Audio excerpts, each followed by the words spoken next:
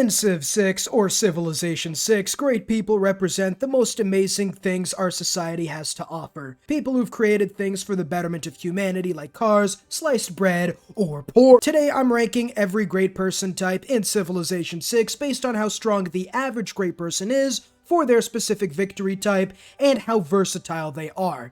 This list is my opinion, of course, so leave a comment down below on how you would rank all 7 different great people. Best explanation gets a pinned comment for fake internet points or something. Last place should be no discussion whatsoever. Admirals suck because naval games suck.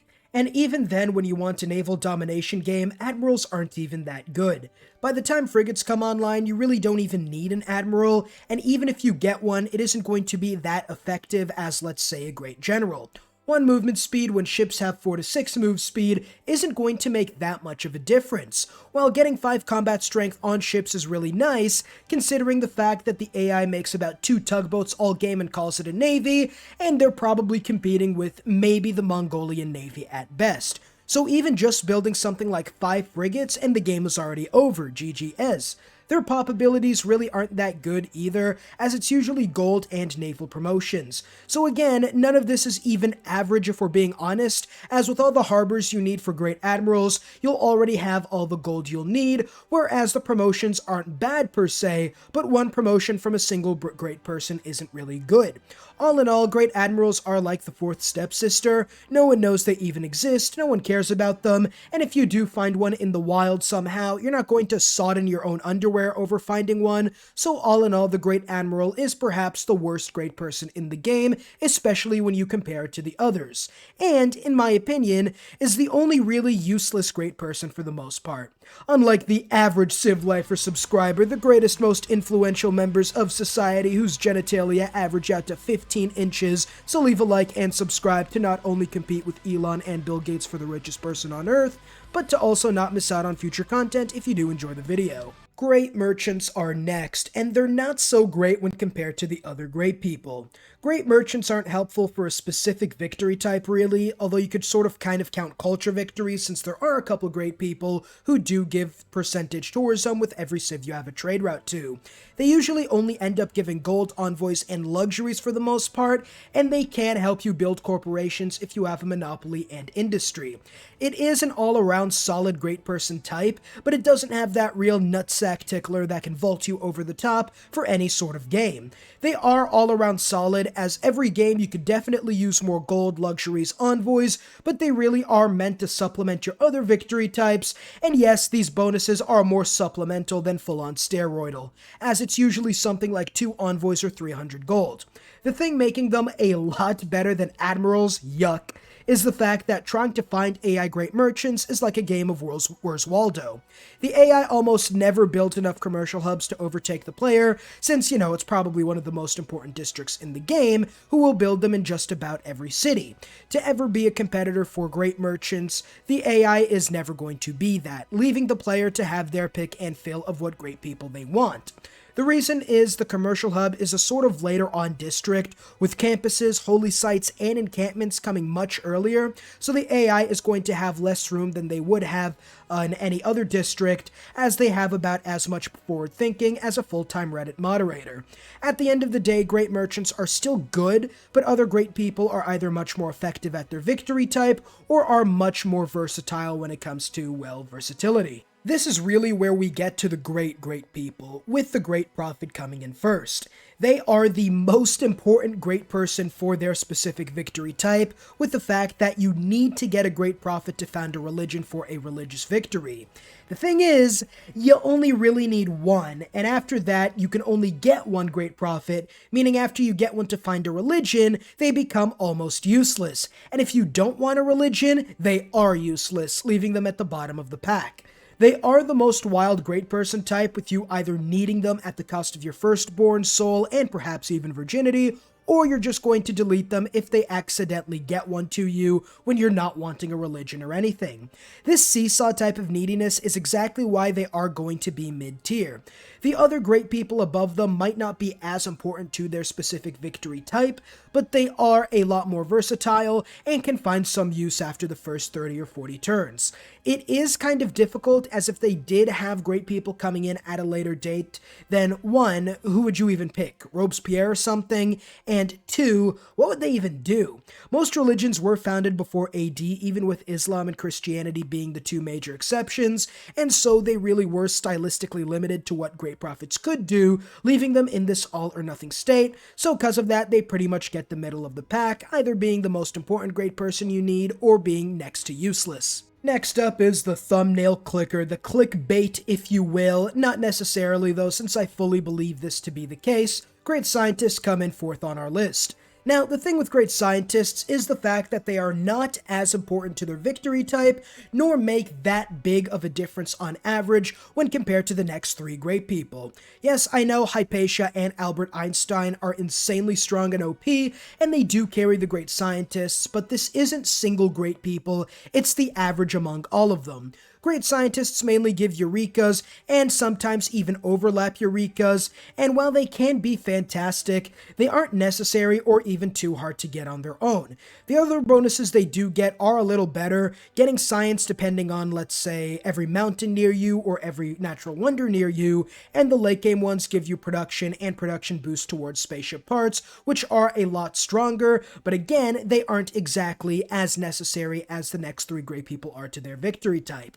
Even then, they aren't necessarily required for a science victory, even on deity, as long as you have a somewhat solid start and can get 10 cities by turn 100. Now, they will make science victories a lot easier, make no mistake about that, but we'll get into the future great people and why they are pretty much necessary for their victory type.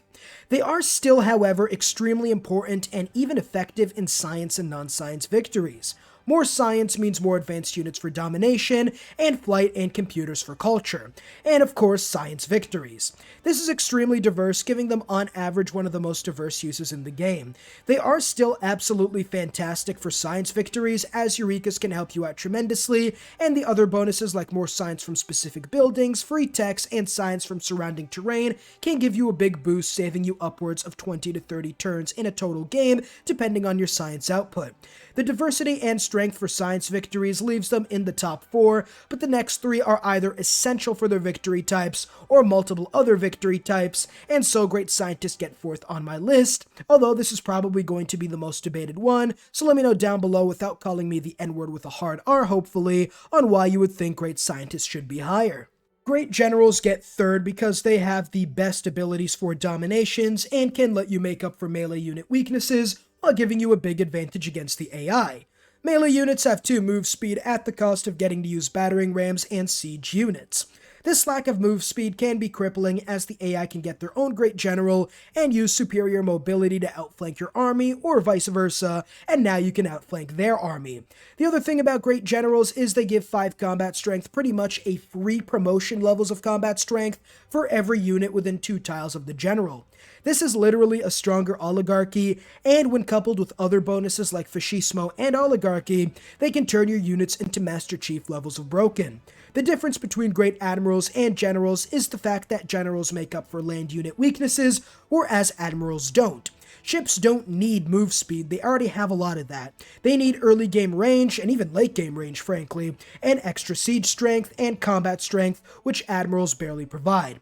Not only that, but ships don't play a big part in most games unless it's Archipelago, and even then, like we said, the AI won't build many ships. Great generals, on the other hand, make even deity domination games much easier, because the AI gets 4 extra combat strength on deity compared to you. The oligarchy bonus makes up for it, sure, but the great general gives you the advantage you need, letting you come out on top 90% of the time, giving you the deity advantage, not to mention all the added mobility. This works throughout the entire game until about when planes come around. In that case, yeah, great generals do lose a lot of their value. But even before then, with cannons and artillery, they actually become more valuable than in the early game, as you can move and fire with artillery, which, unlike the medieval era where you can use siege units, you need artillery to take out Renaissance walls in between siege towers and planes. Overall, great generals might only be useful for domination victories, but they are insanely OP and probably necessary in most domination games, without even getting into the fact that a lot of their pop abilities are pretty good, giving you armies, corps, promotions, as well as Boudikas, giving you every adjacent barbarian unit to your side. I'm putting writers, artists, and musicians in the same category because they pretty much all do the same thing.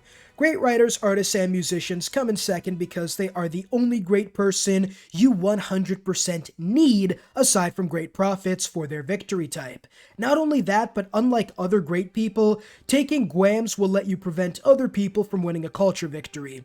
Most tourism comes from great works, at least until rock bands, or if you're going for a specific culture strategy like relics or natural parks, seaside resort, etc.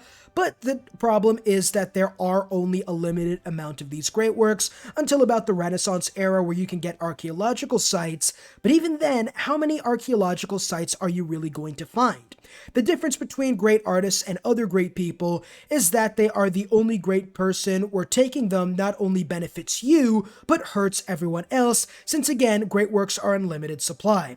This is why Russia is such a strong culture civ, because they are able to take all these great people before anyone else, leaving you, and only you, with the option of a culture victory, since they get great writers, artists, musician points from their lavras and their theater squares. But not only is it necessary to stop the AI and help you towards a culture victory, but it also gives you two very important yields for any victory type: culture and gold.